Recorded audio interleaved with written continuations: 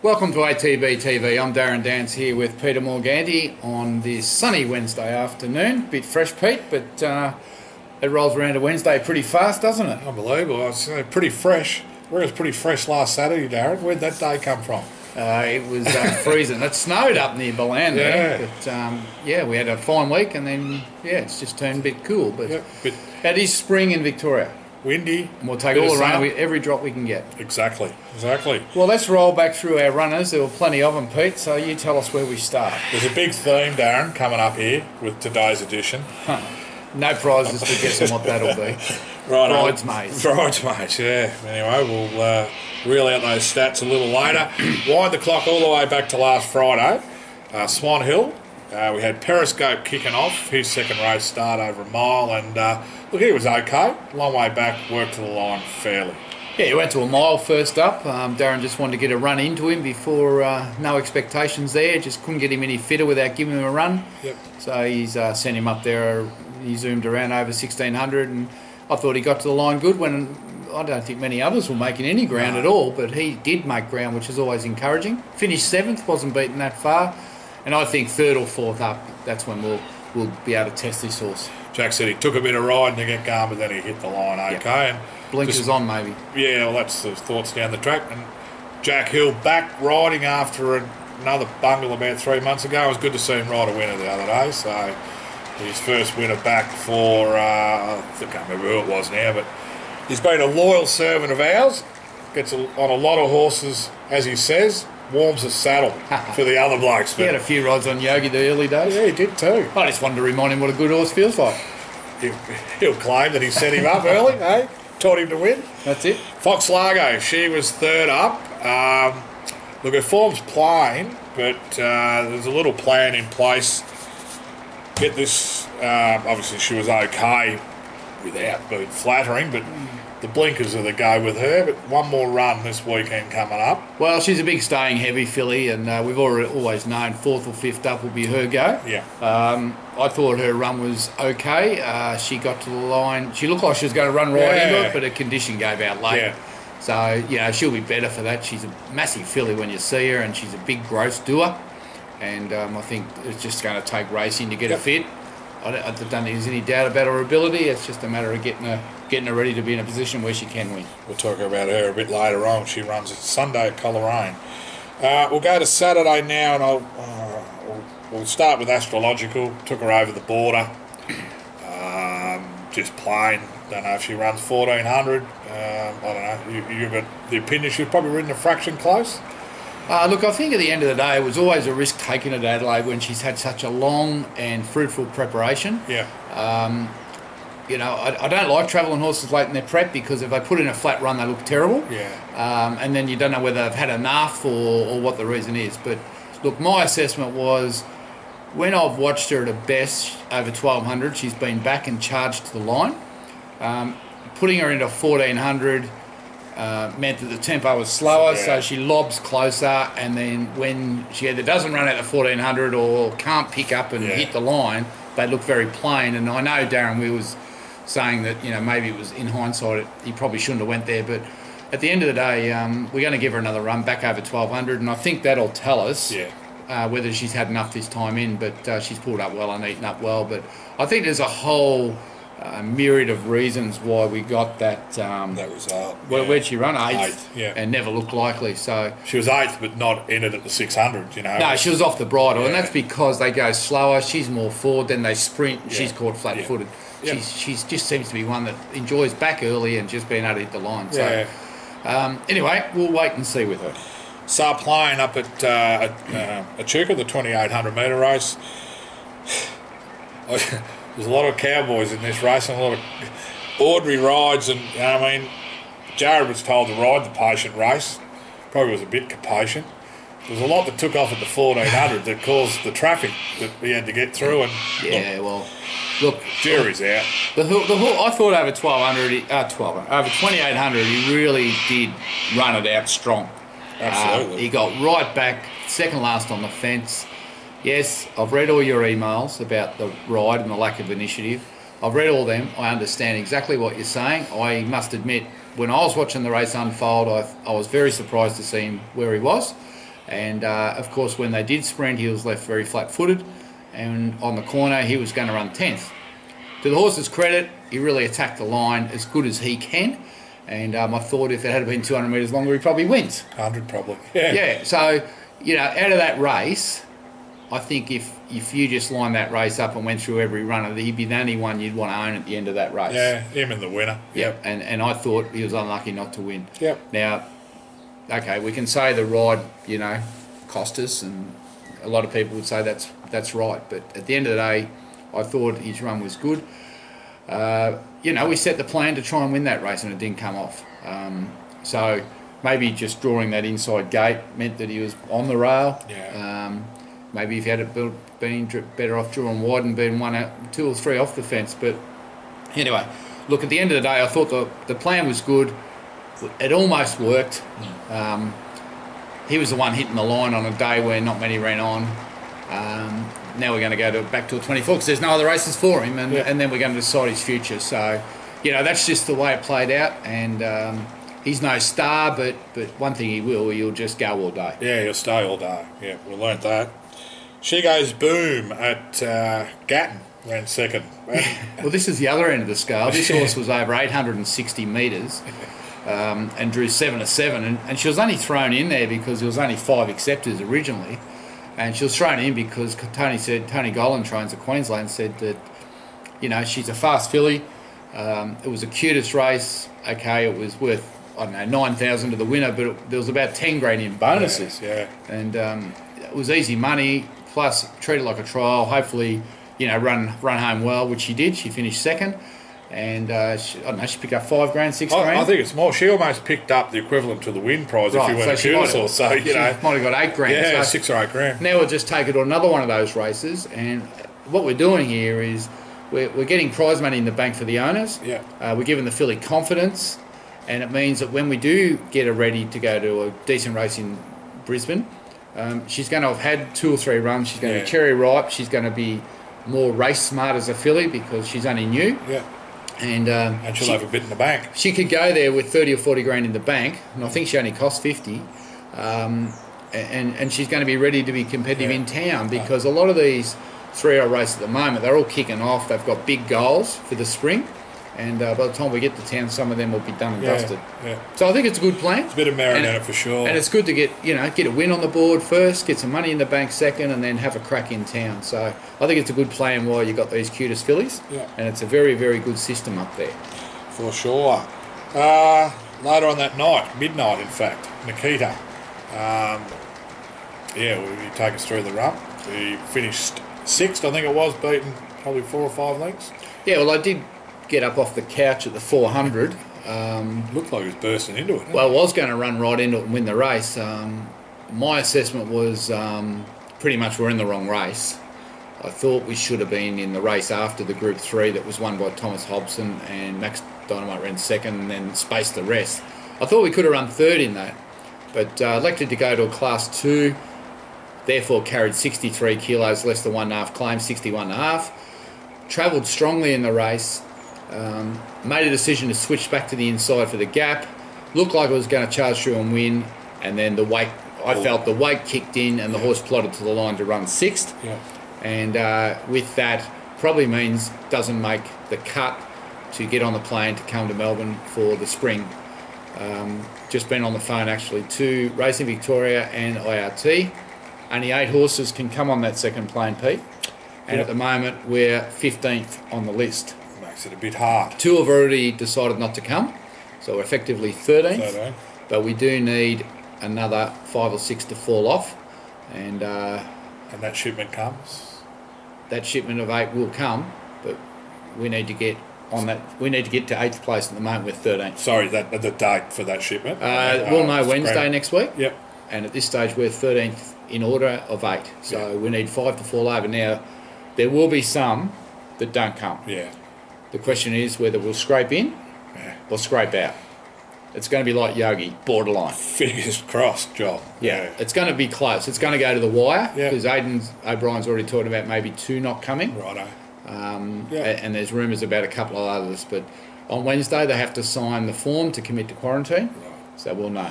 By the time we're doing this next week, we will know. We will know. Very good. So that rules the line through Saturday. Big day Sunday, Geelong, Pete. 5 runners on the one day. I don't think we've very often had 5 on the one day. Not at one track. Not at one track. We've had them obviously spread. We were half the crowd, and there was a big crowd there. There was a lot of owners there too, Dave. Yeah, and it was fairly cold, Pete. It was off that 4-degree days. It probably blew out to about 8 degrees. The wind was cool, but anyway, look. Overall, we had a fantastic day, and it was on a Sunday at Geelong. It's a great track. It's a great venue, and everyone was there relaxed. Yep. Because it was Sunday, and we all had a good time. Races have spread nicely across the day. Would have been nice to get a winner, Pete, but we tried hard. I think we said they'll all run well. We just needed some luck. I think we had the luck, but we just were nabbed. But anyway, we'll start with Robbie Griffiths' collectible, the Sebring filly. She ran really well again for second. Well, here's a nice filly that's had 2 starts for 2 seconds in good 3-year-old company. Yeah. Now, she's a filly that's earmarked for the Oaks. Mm-hmm. And we're following a similar path to recent Oaks winners. And it's funny, the similarities, I think they were both placed at their first start. So essentially now she's run second, wasn't beaten far, run full of merit. Maybe just that little bump on the corner might have just cost her the margin. Yeah. But looking all in all, Craig Williams was delighted. He was wrapped with the improvements she showed between her first start and the second start. I noticed in the parade ring she was just like an old stager, and she paraded like that, and she raced like that.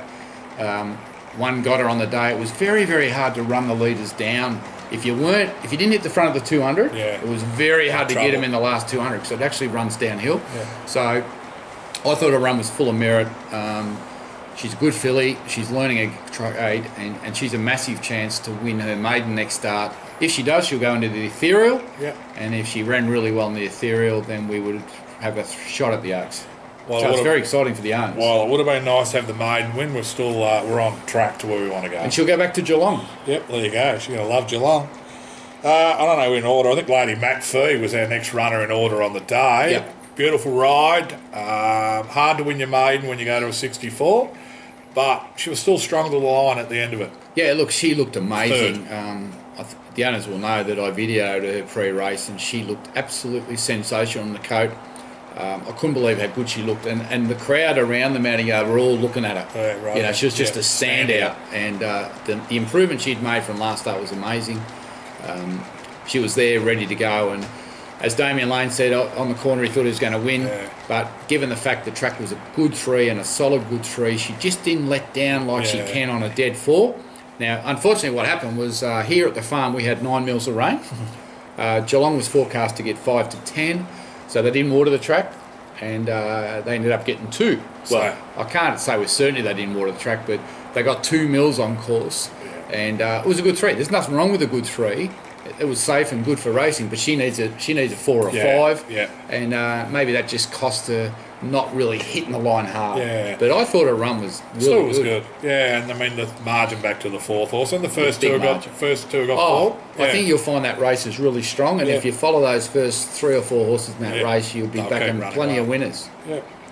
Penthouse Playboy was the next cab off the rank, and this time his big head wasn't big enough. Does he try that horse? No, a little bit. He has a crack. No, he's a ripper. He is an absolute ripper. For that fact, you get an honest run regardless. Well, I'll stand at the 100, and I thought, you're going to run second here, beating a length and a half. Yeah.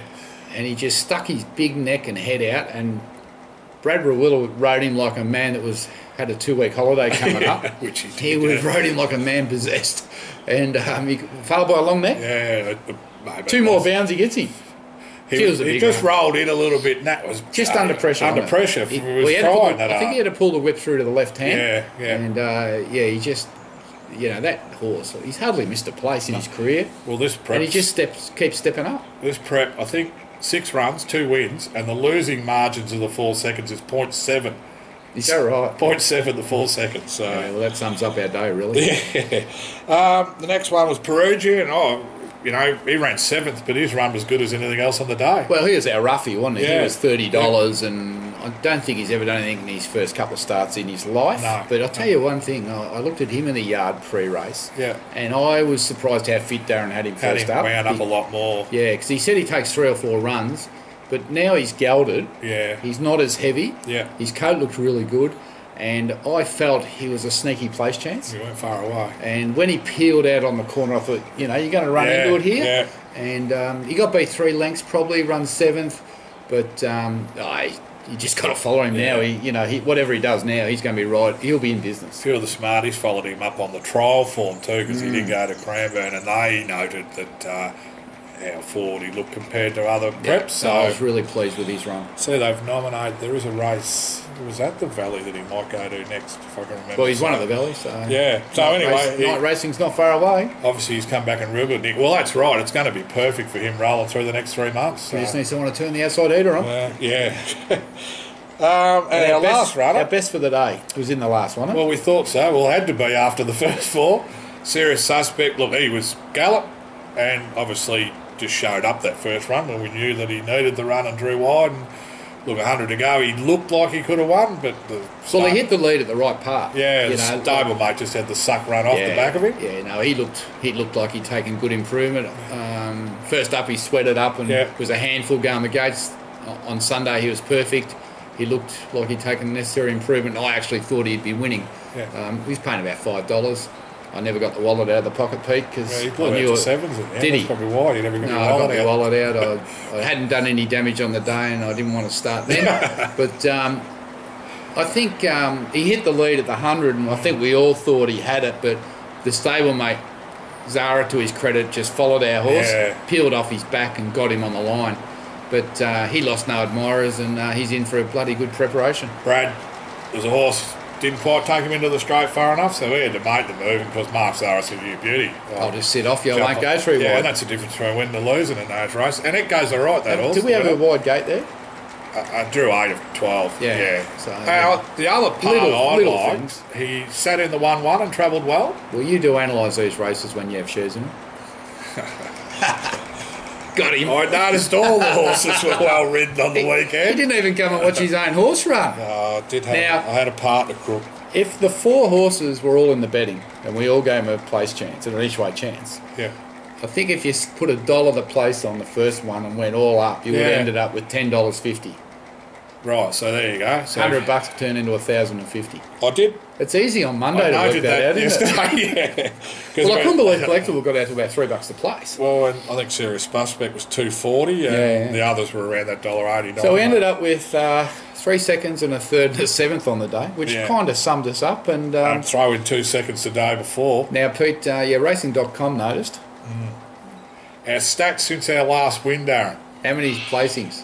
13, which is 10 seconds and 3/3 since Astrological won to give us a double at Cranbourne that afternoon. And we've had what? 13? 10 seconds and 3/3. Our strike rate top 3 is nearly 50%, but the win strike rate's just back to 12. Come back to 14 or 15 or something. But anyway, they're running good. There's not a horse there that's not running well. There's a couple that are going to lift into form, but they're all running well. You know? Oh well. Our turn must be coming. Hopefully, because now we've had a week of no racing, Darren, and we've still got a week of no race. We got Monday to Friday with not a runner. Yeah, well, that's good. But Saturday we kick off with 3 this weekend, don't we? Yeah. Well, I suppose we'll get Broadway first out of the road first. He was really good first up at Bendigo. Yep. Darren Weir's keen for him to go to Adelaide to this listed race. Yeah. 1,100 metres. Big field.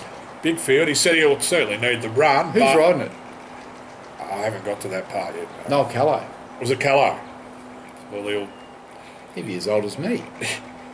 If the horse will know what's going on the last 100 anyway. Noel doesn't miss him. His head will be going up and down worse than Real Willers. he does bump him home. Anyway, let's hope he wins. Now, but this horse come back in fantastic should have probably won at Bendigo when it ran 3rd. Yeah, he had nowhere to go the last 50. I thought second up. You know, he's on the quick backup 10 days, and obviously Darren thinks he's ready to go. So he's got to go somewhere. He said the trip away in 1,100, and you could be surprised. And he's raced well when he's gone to Morphettville. He's won there before. Yeah, and a second. And he goes good early in the prep. Yeah. And it's a listed race, and we own the mare, so that could really make a big difference to the breeding side of it for the owners. Even a black type placing. So he's got to be an each way show, hasn't he? Yeah. With the right run. Barrier 5. Got to be an each way show. I just hope there's 4 or 5 scratchings. I don't want 18 going around. It's too hard. Anyway, It just gives us a couple extra points in the market, Darren. Righto, Pete. Yogi. It's all about the market. Yogi. Oh, I just thought we need to get a bloody banner up here and pump some of these corporates up. They might flick us a few free bets, Darren. Can't get a bet out of get nothing. They give you nothing, do they? Not a thing, no. Yeah, you know. Yogi, Darren. Deliver time at the moment as we sit here. We're a starter in Adelaide or a second emergency at Caulfield in the naturalism. Yep, so he's accepted for the naturalism and he's come up second emergency from gate 18, I think it was. Yeah, I forgot about that bit, which really Craig Williams has been booked. He's also accepted in Adelaide as a backup plan over 1800, and I think he's drawn one there. Yeah. Yeah, one into the scale. Right, I don't think he's got a... Has he got a ride of that? No, well, that might be Callow.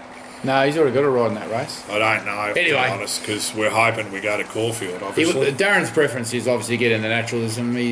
Now, we have on good authority that Suppressor is going to not run in Caulfield and go to Adelaide, yep. Which means effectively we're first emergency. So we just need one horse to come out. Now, the truck leaves Ballarat 10 o'clock Friday.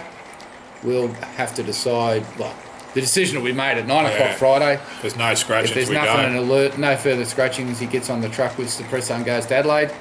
If a horse comes out today or tomorrow night, decision's easy. Decision's easy. I know there will be a little bit of phoning around done in the background, Pete. Yeah, a little bit of intel, we won't say who, intelligence. But someone's going to be ringing around these trainers just to see if they're all running. Well, fails, I'll go and let a couple of Weary's horses out of their boxes overnight. So we'll just stay tuned. But it's going to be a last minute thing whether we're going to Melbourne or we're going to Adelaide. But the key to it is this is the lead up run to the Bart Cummings, and there's twos. We want to run regardless. We got to run. We can't not run. Yeah. But anyway, there's positives to both sides of it. Yeah, but, without going into anyway, we'll just wait and see what happens. But the horse is flying. You watched him gallop. Where was that Monday? At Casterton, and I reckon he went better. And he went with Traps for Fools again, who's going to the JRA Cup, a different program, trying to get into the Caulfield Cup, and he actually headed it like he was headed him. All right. And under a nice old Shane Jackson's liking riding Yogi. Bit better than the jumpers he rides, he reckons. Gets in nice field. Must be amazing. Maybe one day you can interview Shane Jackson. I was going to grab him the other day, but he took off beforehand. But I would have known. He's a nice guy. He won on Penthouse Playboy. Yeah. No, he's working for Darren Weir now up in Ballarat. Terrific rider, great jumps rider, but a good judge as well, and a good judge. And that's hence why a couple of these jumps riders are doing Weary's work, because they are good judges. Yeah. Johnny Allen, he rates as one of the best, and Richard Cully works for him, and Shane Jackson. So it's got to stand up with. When you think about it, they've got to rate the horses well over those 3,000 and 4,000 metre trips, so they've got to know what they're doing. They've got to have a clock in their head, Darren. Fox Largo. That's a big rap for a jumps jockey. Yeah, that was 3 there, a rap. Fox Largo, we spoke about earlier, she goes to Coleraine. When's that? Sunday. You going? Yeah, I'm going to go because I'll go. Roger will be there. Is that Coleraine Cup? That's That's his courting place, Roger. That's where he met his wife. Yeah. In the stripping sheds, he said. 80 years ago, Roger. In the stripping sheds. He'll give you 80 years ago. No, I told you. 1,800 metre benchmark 58. Tight little joint. It is. Don't know how this big mare will go. But anyway, she needs a gallop. The 16 to the 18's the best part of that, and like we said before, get that run under a belt out to 2,000. Who rides? Blinkers on. Dean will be there, I think. Yeah. Oh, good. Yeah. Hold on. We've got Ballarat the Gold Nugget Day, so it's not Dean. I know Harry's going, and I know Jack's going. So we'll have someone that's from in the stables ranks. Good. That's it. All right. Monday's Pakenham, Tuesday's Mildura. I know there's no noms. Good. So all our eggs are in the weekend basket. 3 will do. Yep. Excited to see what happens. The 2 Saturday. Yeah, how it all unfolds from start and then getting there. Yep. All right, well, that's our runners. That's a wrap of what happened and what's about to happen.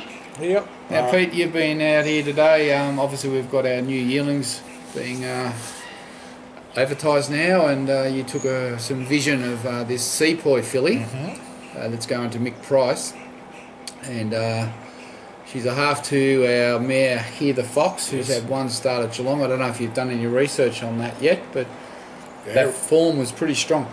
And Damien Lane got off that day and said, he was happy to stay on, and where does she head next? Wherever she goes, I'll stay on. And she went to the paddock. Unfortunately, she's had a few little issues since, but she's big. She's on the way back. Big better and stronger than ever. And And Michael Hickmont's got the half brother by Foxwedge, and he bought it off us at the yearling sale, and he was going to put it in the ready to run, but after working it, he said it goes too good to sell. To keep it. So there's a wrap, eh? Because So this Sepoy, she looks a natural runner, real fast, sort of speedy cutting sort of filly. Yep. And Mick Price is good at getting them going early, so it's a natural fit. And she's advertised on the website at $27.50 for 5%, and that includes all the costs right through to January. Yeah, so right through to the rest of 2018. And here's some footage of her having a little walk today at Manningtree Park.